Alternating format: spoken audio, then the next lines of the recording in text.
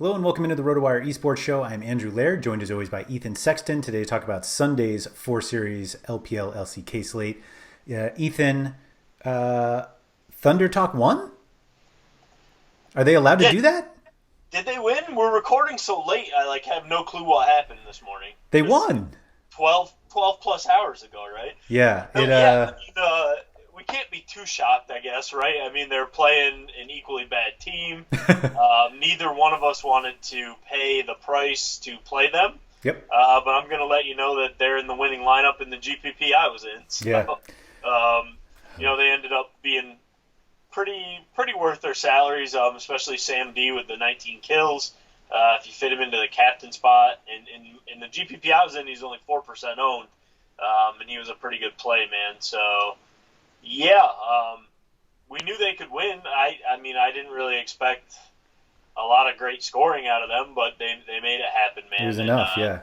As can happen with two bad teams, I guess. The GPP I was in was a Thunder Talk long stack, which included the team slot, Knight and Jackie Love, and a Rich one-off. Okay, that's exactly what the tournament I was in is a Sam D captain TT long stack, including the team spot, Knight and Jackie Love, but with a Kellen one-off. Like what? So very similar. I cannot say that I was going to end up there. I was not remotely close. I played top in OMG. Yeah.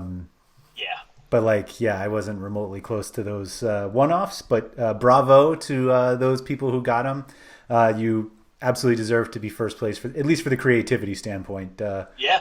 Because, I was not close. Let's look into Sunday. I've had enough of that Saturday slate. We have our biggest favorite of the season, RNG over LGD. And then we have three that are a little closer. EDG favored against Rare Atom. T1 favored against Hanwha Life. And then DRX taking the favorite spot for against our boys from Sandbox. But our boys. You're on the bandwagon. I'm on. My man, yeah. It only took till the very last day of the season. I've lost enough money with them now that I'm willing to say that they're our boys now. That's what I like to hear. All right, man. Buying into the fandom. I think, obviously everyone should try to play RNG. They're in just an absolutely great spot against. They're very good. LGD very bad, at least compared to RNG. I just assume everyone goes there. I think the reason you don't play them is there are two reasons. I think one is they're really expensive, and two, maybe they don't have to absolutely kill LGD. I think. I mean, we've seen EDG put up some solid scores this year. T1 and Hanwha have both scored well at times. I think you can get away with not playing RNG, both because it's possible they just roll without needing a ton of kills, and one of the other teams just scores a bunch that you're good. Yeah, no, I agree with everything you just said, man. I mean, I think like you said, they're in an awesome spot here, and they're an awesome team that scores really well. But I think there's enough other teams on this slate that you don't have to go there. Yeah. I might want to go there, but it depends on what you can pair them with because they're so expensive, like you said. On this slate, I think there are some comparable options, though. So I don't feel like you need to go to RNG, but I do feel like, if you want to go to RNG, it's a great spot for them, so definitely can. I believe, they're the most expensive spot everywhere, and they are $400 more than the next highest at every position. Right. So if you really like an underdog, then you can play RNG. Although I don't think you can play RNG in Hanwha, if I remember correctly. Nope. Not with an RNG long stack, at least. Right. So there's that. But yeah, I just think EDG can score just as well, particularly against an opponent that will make them work. Yep.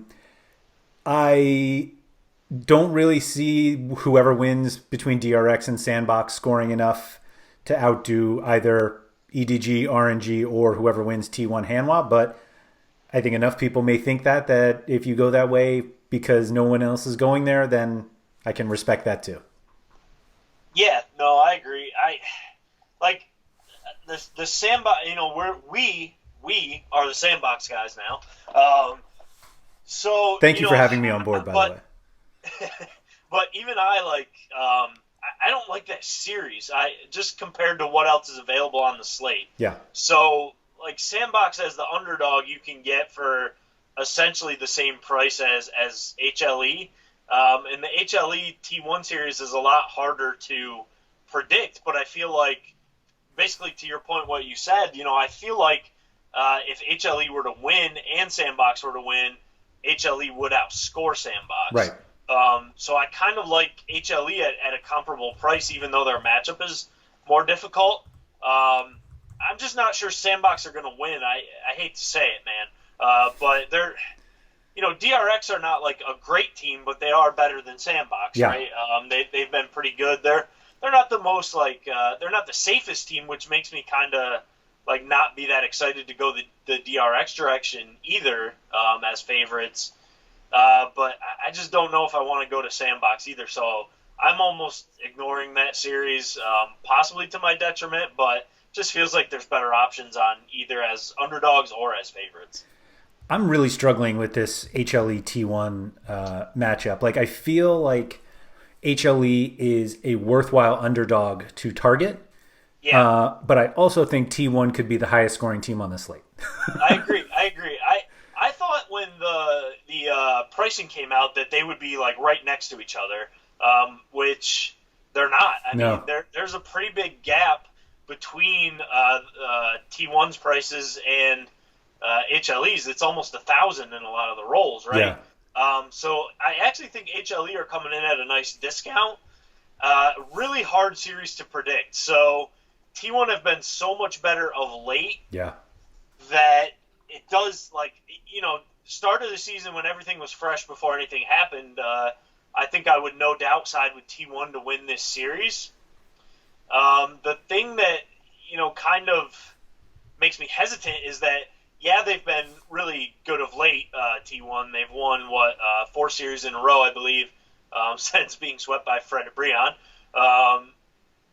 It's just their inconsistency is what scares me about using them. Mm-hmm. I do think on paper they're the better team with the better lineup, but I think HLE are good enough to beat them, and I kind of like HLE at these prices. They're very cheap, man, for a matchup that's really, in my opinion, way closer than the salaries reflect. Yeah, no, I think that's absolutely reasonable. I think the problem that I have with T1 is you basically, if you want to carry captain, you pretty much have to play them with an underdog. Yep. And my favorite underdog is who's playing T1. And right. So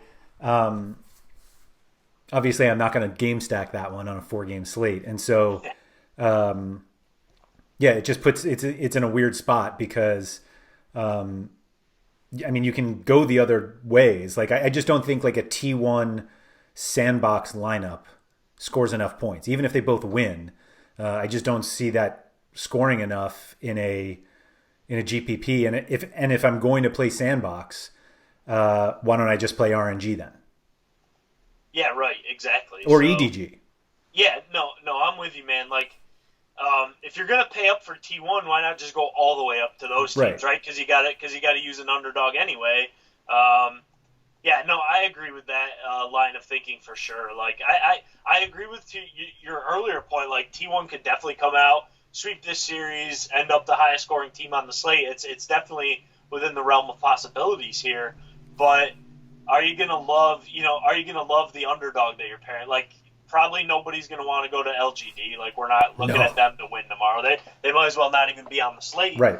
And then it's can Rare Atom upset EDG? I think it's a bridge too far. I think EDG are just at a level above Rare Atom. And then it's so then you're down to Sandbox. Love Sandbox, love them.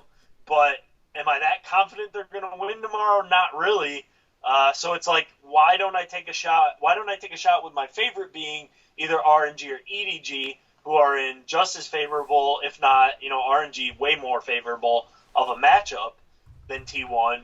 Get my favorite there, and then I can play the best underdog on the slate with one of those teams. So I'm completely on board with that line of thinking. I think I like. It just feels like that lineup build is way more competitive than anyone I can pair T1 up with. Right. Like I think I'm not considering Sandbox at all, and I think I'm doing that only because I just don't think they score enough if they win. Like if they win, that's great. I just don't see it happening. I wonder if, like, I don't think anybody's playing LGD thinking they win, and so you're just doing it because they're going against RNG. But I'm not sure RNG is going to be that popular only because they're so expensive. Right. And so now is Rare Atom actually the best leverage play, because people will say like, well, if I can't play RNG, I'll just play EDG and Hanwha or something like that. So I wonder if like Rare Atom is actually the kind of the best leverage in terms of against where everybody else is playing. And I'm trying to check it here quickly here. Oh, you can't even play RNG and Rare Atom, at least with an RNG long stack.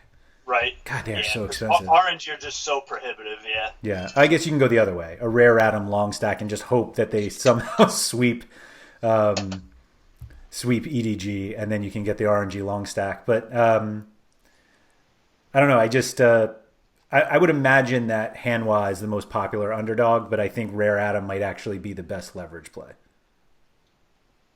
Yeah, maybe. I think I agree. I mean, like Rare Atom winning isn't like necessary. Like it's something that certainly could happen. Whereas we don't think LGD have a snowball's chance in hell, right? But Rare Atom could win. I don't see them winning. I think EDG will be just fine against them. But I wonder, like you're saying, your idea here I think is a good one. Like nobody's going to want to play LGD. But also, RNG are priced so far up that it's hard to really fit them. You can't fit them in a long stack really unless you go all the way down to a really cheap underdog. So do people just say, well, give me EDG in almost as good a spot for cheaper, or even T1, if people want to go there, and then so EDG gets moved up quite a bit in terms of ownership, and then Rare Atom are low owned, but with the possibility of at least being able to win, right? So I do agree with that. Like Rare Atom could win. I mean, I personally don't see it, but yeah, they do present a good leverage opportunity, I think, because I don't think they'll be very highly owned at all.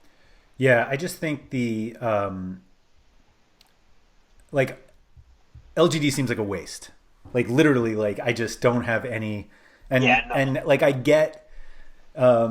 Like I feel like there are times where you're like, I'm gonna play this underdog that has like a 30% chance to win, because like 30 is not bad. Like just like converting the betting odds, like HLE's at 42%, Rare Atom at 35. Like I think that's worth going. LGD is at 8%, and like 8% is not zero. And there will be people who are perfectly content being like, no, 8 is enough for me to warrant going for it. It's just not for me. And so I think